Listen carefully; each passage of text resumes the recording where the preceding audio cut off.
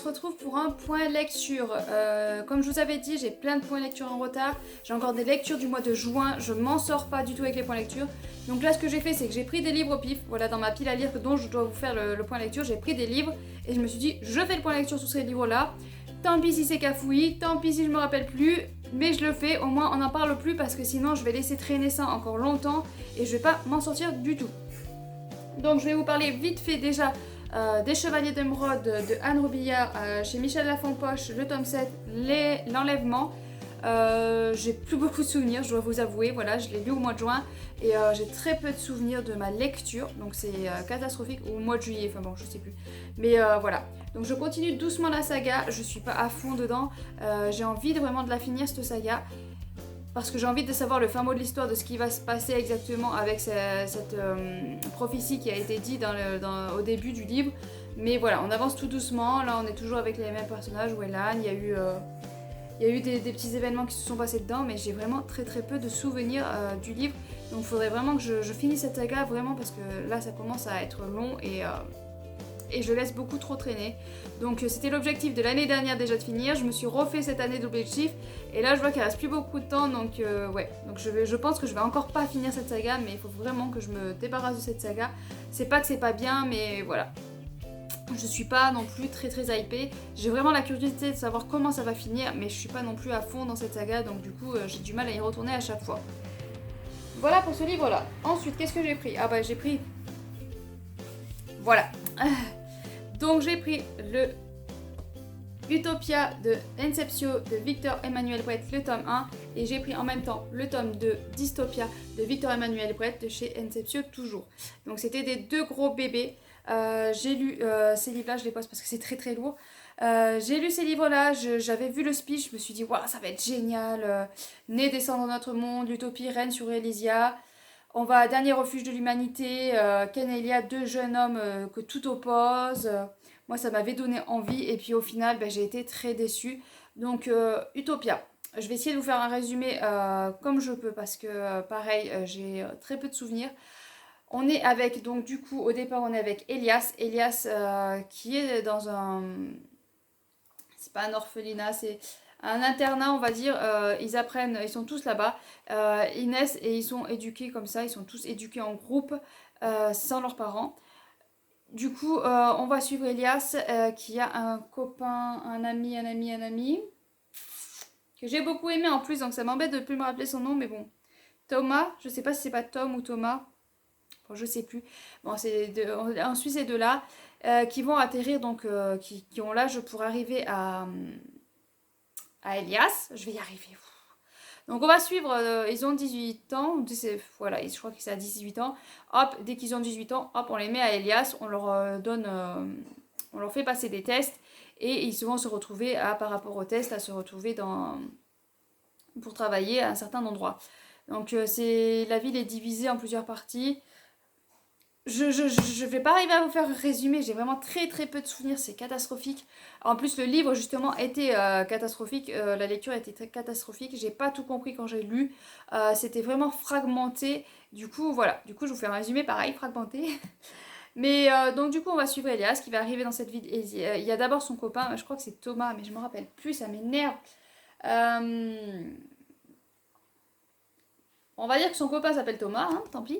Donc Thomas va y aller 3 mois avant lui, donc ils sont jamais séparés, ils étaient vraiment comme les deux doigts de la main.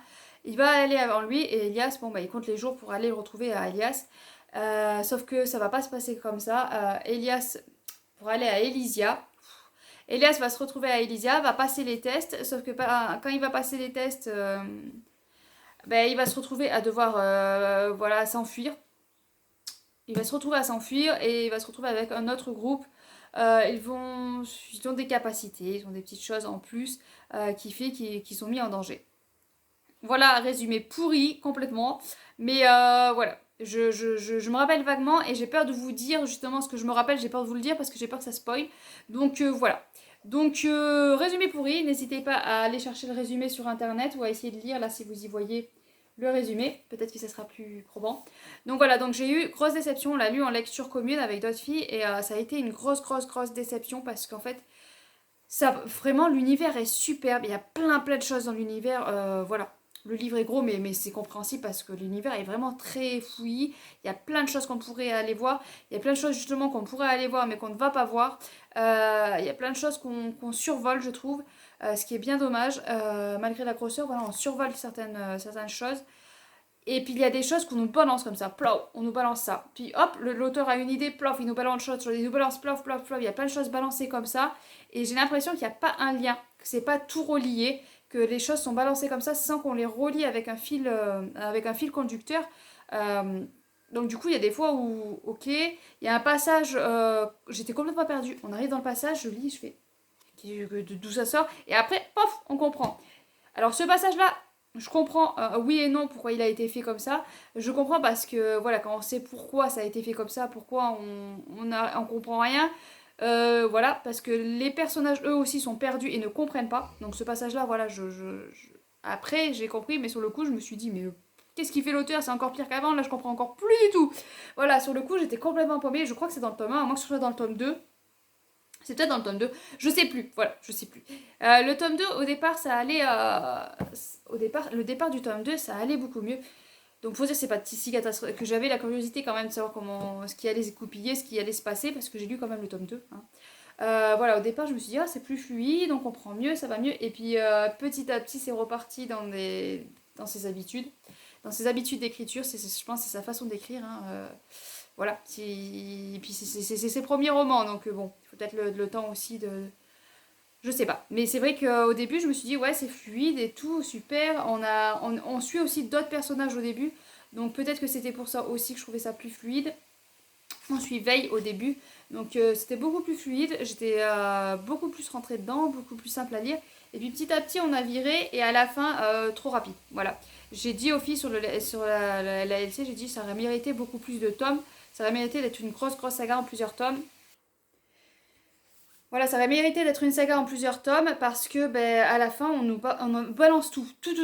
On essaye de nous expliquer tout ce qui s'est passé, alors qu'il y a eu beaucoup de choses. Il s'est passé quand même pas mal de choses. Et à la fin, on nous balance tout. On essaye de nous expliquer tout ça en trentaine de pages.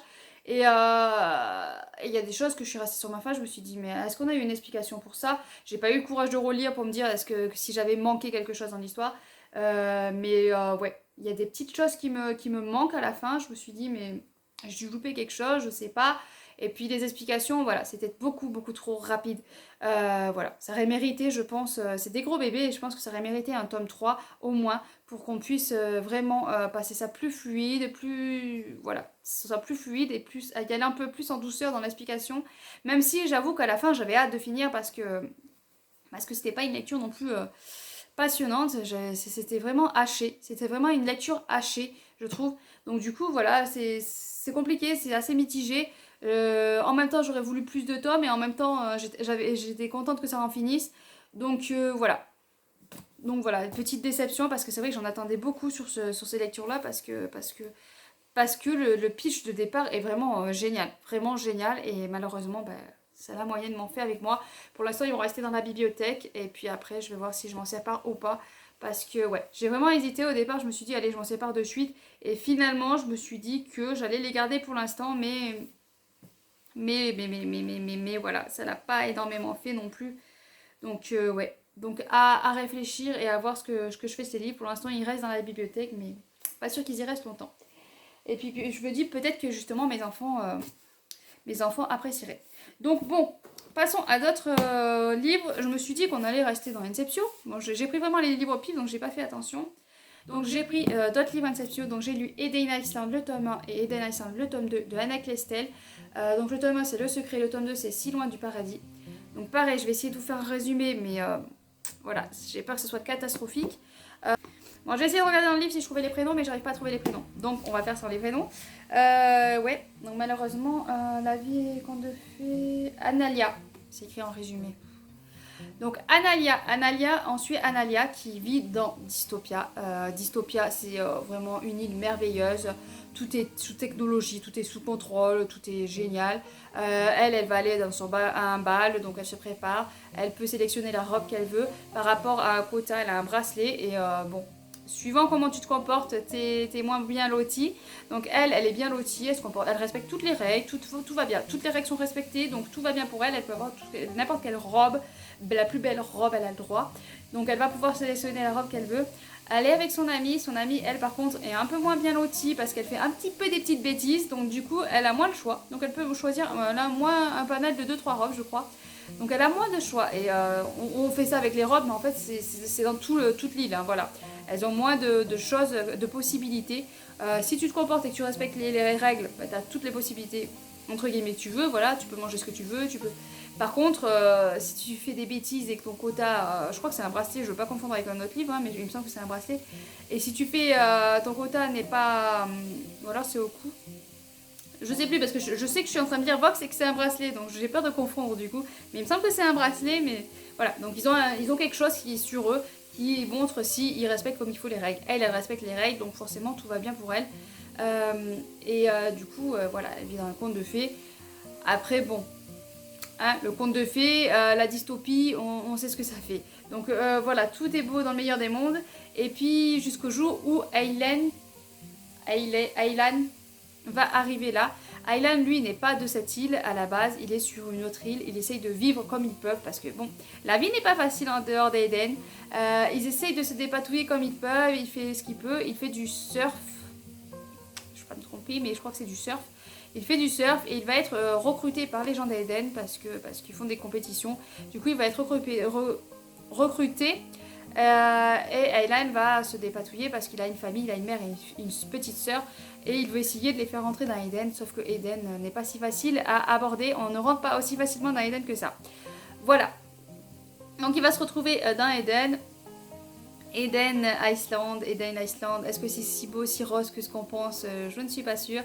Et Aylan va faire ouvrir les yeux à Analia sur un petit peu ce qui se passe, parce qu'Analia n'a pas beaucoup de vision de ce qui se passe en dehors de son île, en dehors de son univers. Donc Aylan va lui ouvrir un petit peu les yeux et il va s'en suivre toute l'histoire.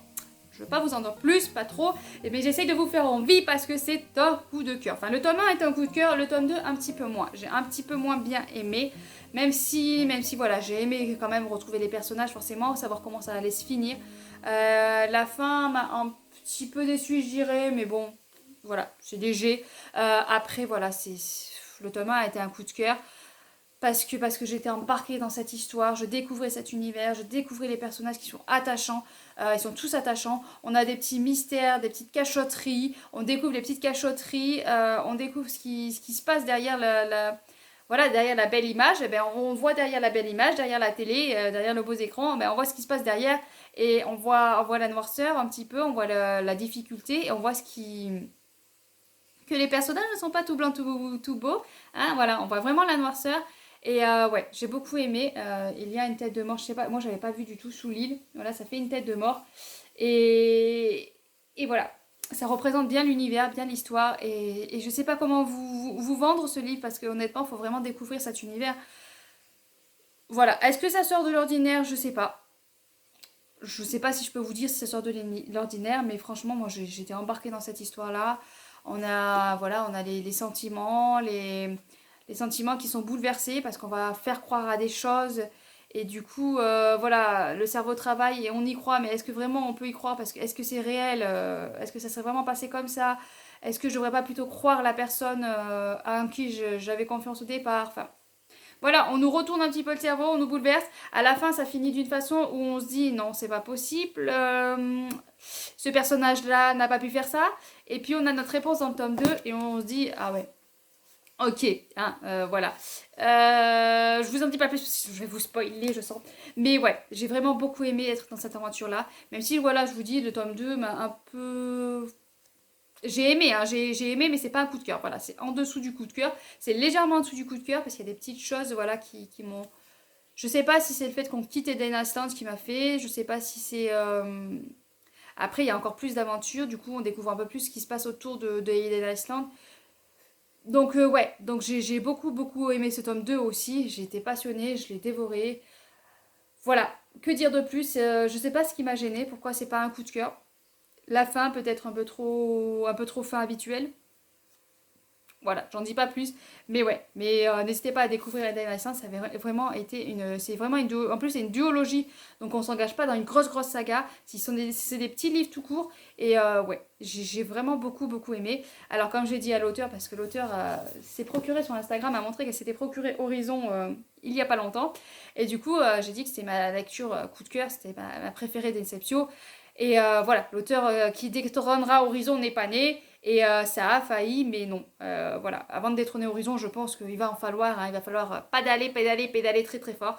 Mais Eden Ascend, c'est ma deuxième saga coup de cœur de chez Inceptio. Et même peut-être deuxième saga coup de cœur tout court. Mais ouais, donc c'est pour dire que j'ai beaucoup aimé parce que arriver derrière Horizon, c'est quand même très fort. Hein. Voilà, mais ouais, j'ai beaucoup aimé. Je regrette de ne pas vous avoir fait un point lecture plus tôt pour que les souvenirs soient frais et que je puisse vous en parler mieux. Mais ouais, il faut vraiment que je fasse ces points lecture pour vraiment pouvoir vous parler correctement, non, mais pour vous parler des livres, parce que je tenais à cœur de vous parler de ce coup de cœur.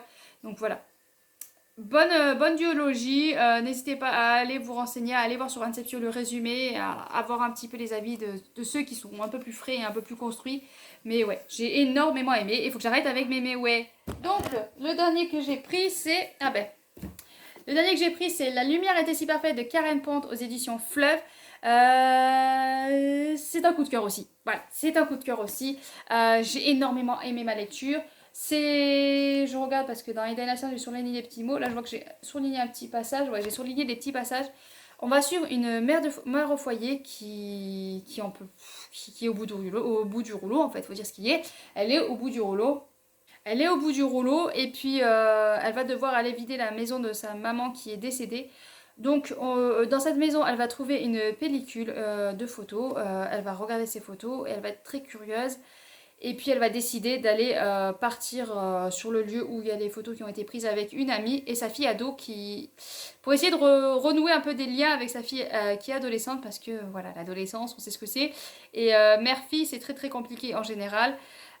Donc du coup, elle va essayer de renouer un petit peu ce lien, de pouvoir un petit peu parler avec sa fille. Elle va profiter de ce voyage-là pour essayer de renouer un peu ses liens avec sa fille. Et puis avec sa mère aussi, qui est décédée, mais elle est curieuse de savoir un peu d'où vient cette photo, qui s'est passé. Parce que sur ces photos, il y a un homme, mais l'homme n'est pas son père. Voilà. Donc j'espère que je vous en ai pas trop dit d'ailleurs avec ça. Voilà, c'est agaçant quand je vous fais un résumé, tout ça, j'ai peur de toujours en dire trop. Mais voilà, donc je vous dis pas plus. On cloue le bec. Donc ça a été un coup de cœur parce que je suis mère au foyer, j'ai un ado. Et du coup, ça vraiment, cette lecture a vraiment fait écho un petit peu à ce que je vis. Même si voilà, ma mère est décédée aussi il y a 3 ans maintenant. J'ai du mal à compter. Voilà, j'hésite. Je crois que c'est 3 ans parce que voilà, j'ai du mal à compter. Pour moi, c'est comme si c'était hier. Donc j'ai du mal à me dire que c'est déjà il y a 3 ans que c'est déjà voilà qu'elle est déjà partie. Donc voilà. Donc ce livre a vraiment fait écho en moi parce que voilà, c'est une mère au foyer comme moi. Elle a une ado. Moi, c'est un ado, mais bon, voilà, la relation ado-mère, c'est pareil, hein, que ce soit un ou une, c'est compliqué. Et puis, mère au foyer, voilà, c'est pas tous les jours tout beau, tout rose. Et le mari qui comprend pas non plus, voilà, parce que t'es mère au foyer, donc pour le mari, c'est bon, t'as la vie cool, t'es tranquille, pépère chez toi, et voilà. Donc t'as pas toujours la personne en face de toi qui comprend les choses et qui arrive à comprendre pourquoi tu es pas bien, pourquoi tu es en difficulté, enfin voilà. Donc c'est vraiment fait écho à moi et du coup ça m'a touché en plein cœur, ça m'a touché vraiment en plein cœur, ça m'a fait réfléchir. Ça m'a fait réfléchir sur moi, sur ce que je vis, sur ma situation. Ça me fera pas changer, voilà, ça me fera pas changer, je suis comme je suis, j'ai la vie comme j'ai et j'ai un tempérament qui n'est pas combatif. Voilà, je suis pas quelqu'un de combatif, je suis quelqu'un qui a tendance à laisser faire les choses et à ne pas... Voilà, je sais pas comment vous expliquer ça, mais je suis pas quelqu'un qui va se battre pour sortir de son pétrin ou qui va... Je suis pas une héroïne de livre. Voilà, je suis pas une héroïne de livre, moi je suis celle qui laisse faire les choses, qui laisse couler et qui laisse s'enfoncer tout doucement. Alors ce livre m'a fait réfléchir et m'a fait me dire, mais arrête de plonger au fond des abysses.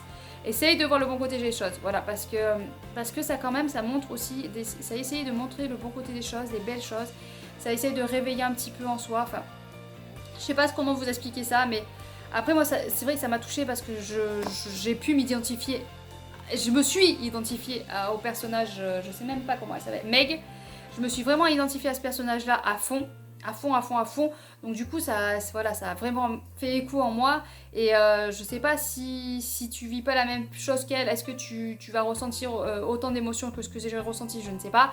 Je ne saurais pas vous dire. Mais c'est vrai que moi, ça m'a vraiment fait écho, ça m'a vraiment bouleversée, ça m'a vraiment touchée en plein cœur. Et du coup, voilà, c'est un gros coup de cœur, grosse émotion que je vais garder dans ma bibliothèque, que peut-être je relirai un de ces jours, même si je suis pas relecture, il est possible que celui-là je relise. Et ça m'a fait découvrir Karen Pond, parce que j'entends beaucoup parler de Karen Pond. Et du coup, ben voilà, j'ai mis plein de livres de Karen Pond dans ma wishlist, parce que ça m'a fait découvrir un auteur fantastique. Et j'ai énormément hâte de découvrir d'autres livres de cet auteur-là, parce que là, ça m'a vraiment voilà, touché en plein cœur. Je sais pas quoi vous dire de plus, mais voilà, c'est vraiment le livre... c'est vraiment un livre qu'il me fallait à tout prix et que j'ai lu et que je regrette pas du tout et que... Voilà. Donc je vais arrêter là parce que je n'arrive pas à vous parler correctement des livres, ça m'énerve.